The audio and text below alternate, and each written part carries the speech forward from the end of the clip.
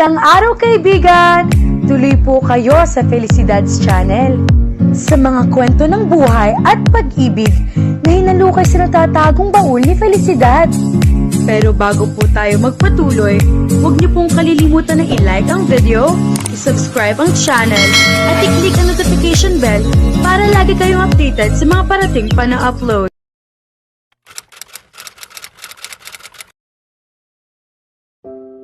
Sa bawat kilos ng lungsod, tila ba may sinisigaw na lihim. Ang mga gusaling tahimik sa gabi ay saksi sa mga kwentong hindi isinulat sa pahayagan. Sa labas ng Rivas Corporation Building, sumiklab ang mga ilaw ng kamera, tila mga matang hindi pumipikit, sabik na masaksihan ang pagbabalik ng isang Rivas. Liam Rivas, muling nagbabalik at handang yakapin ang trono, bulong ng media. Ngunit sa likod ng mga ngiting isinusuot niya sa harap ng kamera, isang emosyon ang hindi niya kayang taguan, ang damdaming iniwan niya sa isang munting flower shop sa probinsya. Sa penthouse office ng Rivas Corporation, maaga siyang dumating. Kaharap niya ngayon ang realidad, mga kontratang nakalatag, naghihintay ng kanyang pirma. Isang merger na magiging simbolo ng muling pagkakaisa ng dalawang makapangyarihang angkan, ang Rivas at Montenegro, pamilya ni Isabela.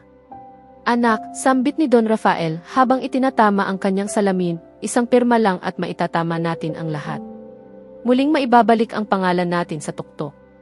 Tahimik si Liam. Pinagmasdan niya ang ballpen sa mesa, kasabay ng paghugos ng alaala ni Mira sa kanyang isip, ang masayang tawa nito habang nilalagyan ng tubig ang mga bulaklak, ang titig nito tuwing pinipilit niyang buuin ang isang floral arrangement, at ang mga mata nitong punong-puno ng pangunawa kahit sa gitna ng pagkalito. Ang boses ni Mira, malinaw pa ring nananatili sa kanyang pandinig, hindi kita pipilitin. Pero sana, piliin mo kung sino ka hindi kung sino ang gusto nilang maging ikaw. Isinara niya ang kanyang mga mata. Huminga ng malalim. Hinawakan ang ballpen. Ngunit sa huling segundo, ibinaba niya ito.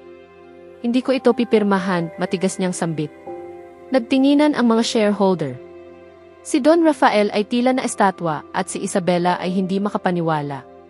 Liam, mahinang bulong ni Isabela, alam mo bang ano ang isinusuko mo?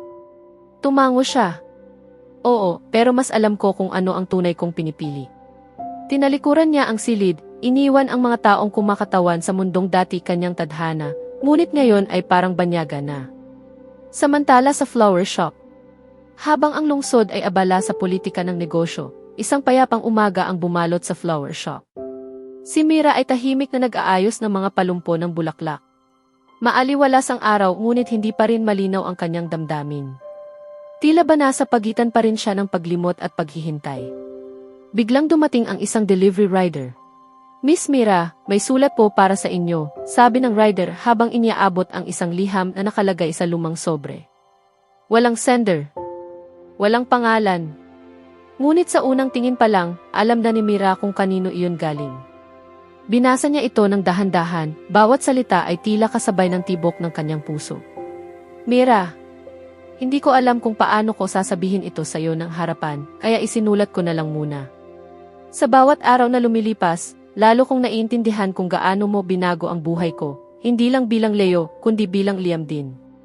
Sa mundo ko ngayon, lahat ay tungkol sa imahe, kapangyarihan at pera. Pero sa piling mo, natutunan kong maihalaga ang katahimikan, ang bulaklak, at ang simpleng pagkakatitig sa isang taong totoo. Isang beses mo akong tinanong, paano mo malalaman kung mahal mo ang isang tao? Ngayon lang ako sigurado sa sagot, kapag kaya mo siyang bitawan kung iyon ang makabubuti sa kanya. Pero Mira, ayokong bitawan ka. Kaya kung papayag ka babalik ako. Hindi para kunin ka sa mundo mo, kundi para sabay tayong lumaban, dito kung saan tayo nagsimula. Nagmamahal, Liam. Pumipintig ang damdamin ni Mira habang binabasa ang liham. Pilit niyang pinipigil ang luha, ngunit hindi na niya mapigil ang pag-agos nito. Gusto niyang tumakbo. Gusto niyang sumigaw. Ngunit higit sa lahat, gusto niyang maniwala. Isang gabing hindi inaasahan.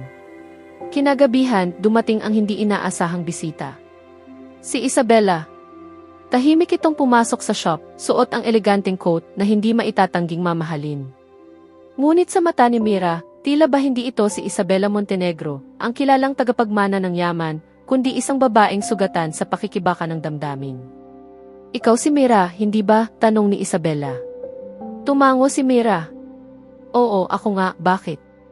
Hindi ako narito para makipaglaban o humingi ng tawad. Nandito ako para magpasalamat. Dahil sa'yo, nakita ko kung gaano katagal akong nabuhay sa isang ilusyon. Umupo si Isabela sa tabi ng mga sunflower.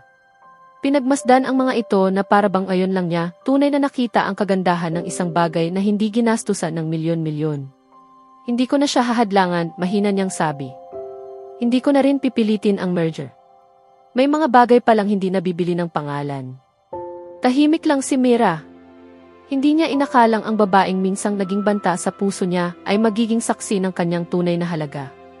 Kung pipiliin ka niya, dagdag pa ni Isabela, sana mahalin mo siya hindi lang bilang Leo kundi bilang Liam.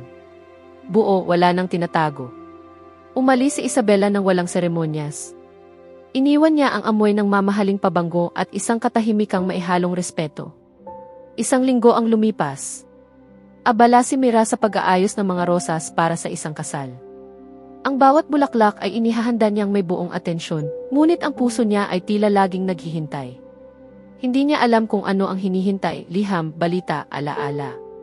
O baka, ang pagbabalik ng isang taong halos hindi na niya alam kung babalik pa. Hanggang sa marinig niya ang tunog ng kampanilya sa pintuan. Mira!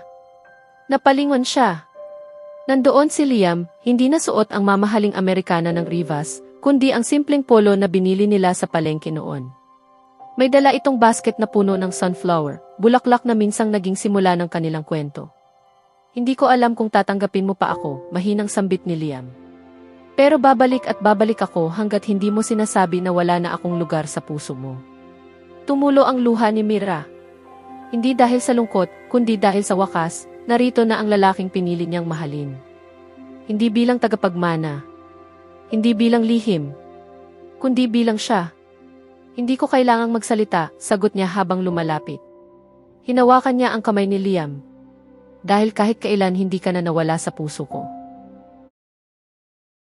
Sa susunod na kabanata, haharapin ni Mira at Liam ang mga bagong pagsubok na dala ng kanilang muling pagkikita, lalo na ang mga usaping pampamilya at tiwala.